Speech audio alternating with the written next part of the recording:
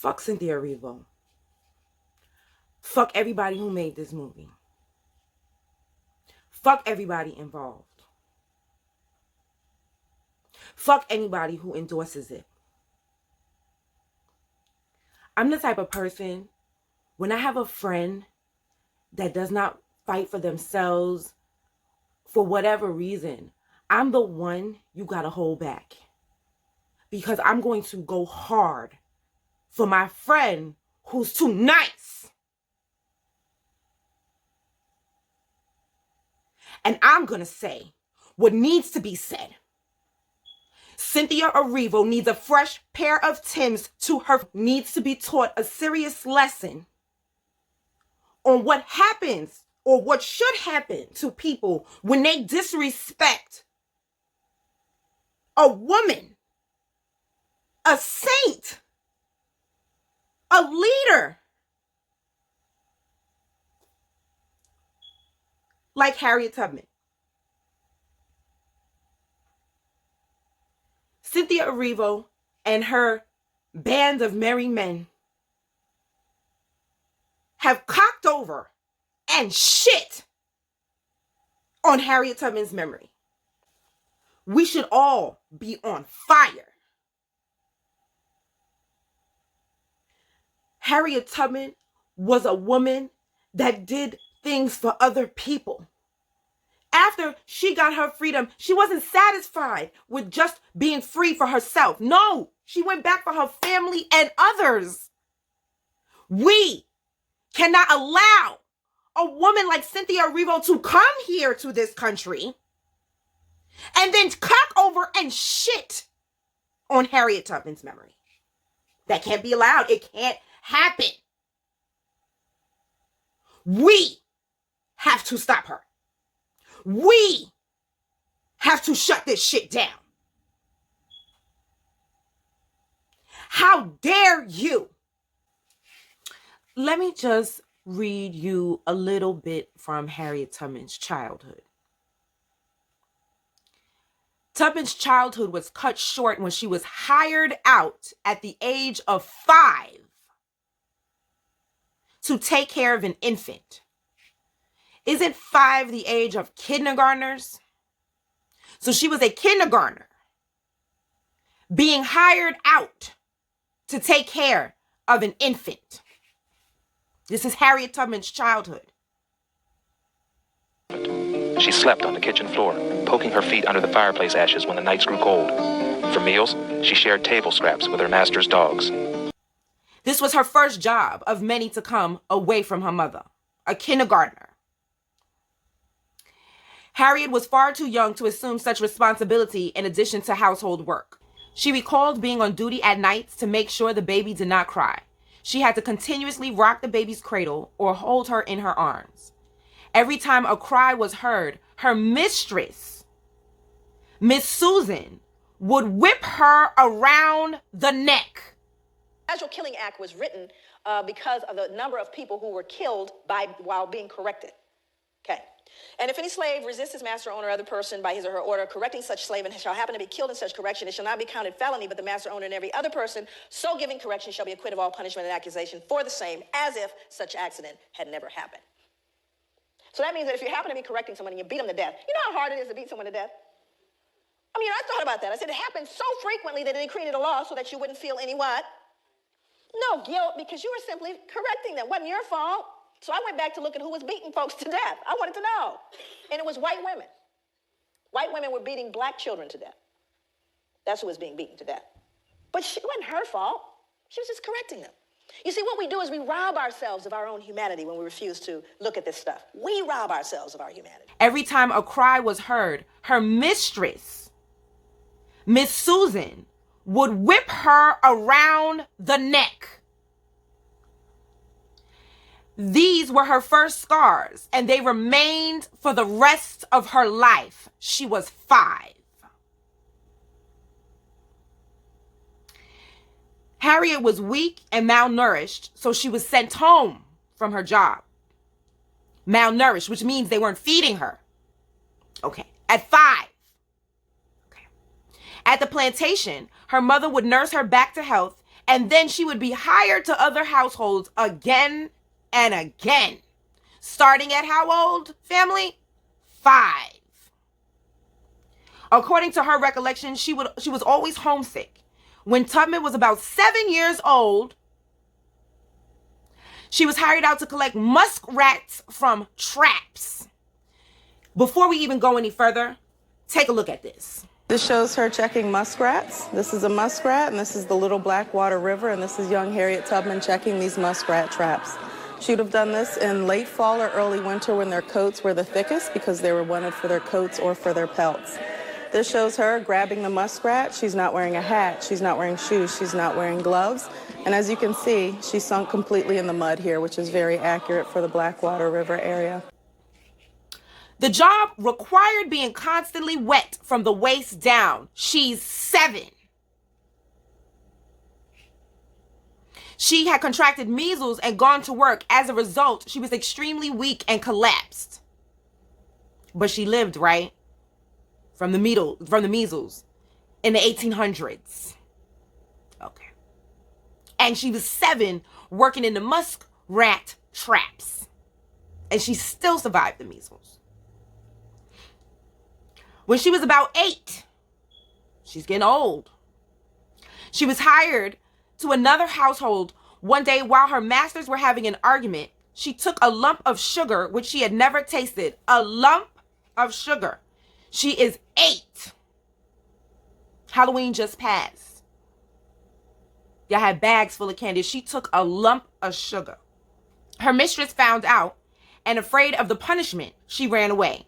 For 3 days, she found shelter in a pig pen, where she had to compete with the pigs for scraps of food. She was 8.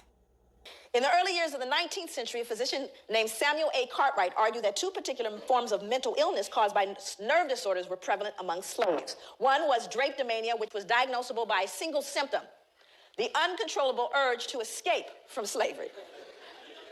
So now what we've done is we've now pathologized your desire to be free. Must be something wrong with them. Keep trying to free themselves. Later in her life, she described this period of her life as being severely neglected. By age 12, Minty was considered strong enough to work in the fields. She was hired by a man named Barrett. Tubman preferred the harsh physical work in the plantation rather than doing domestic work.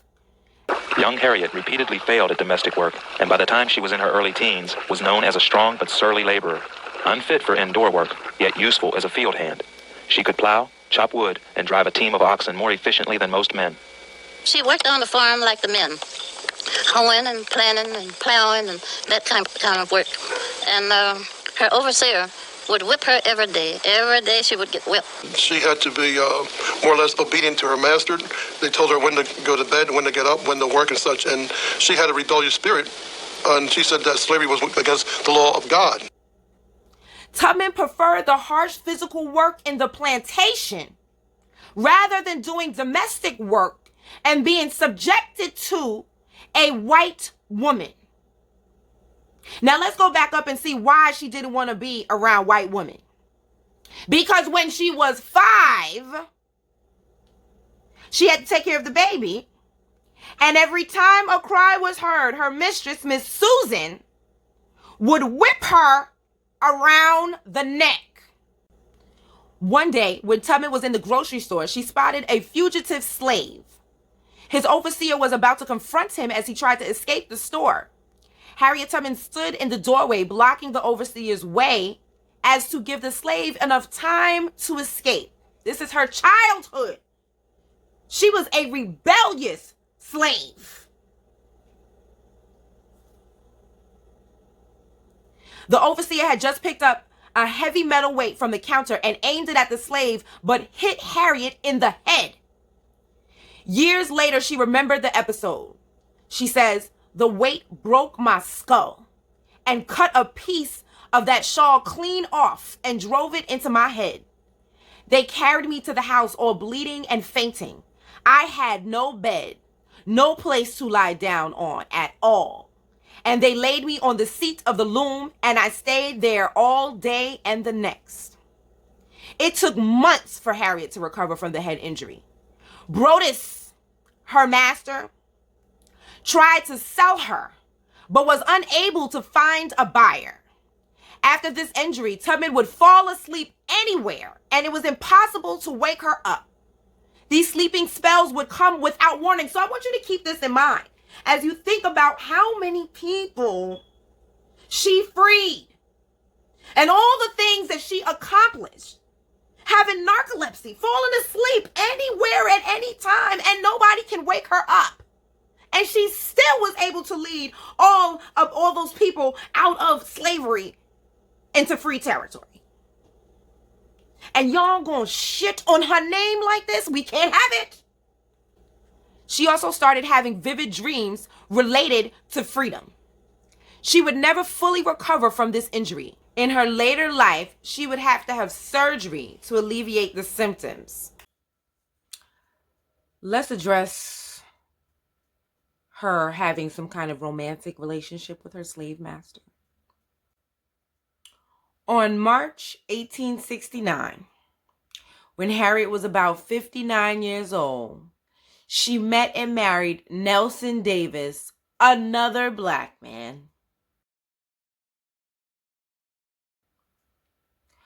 who was 22 years younger. Okay.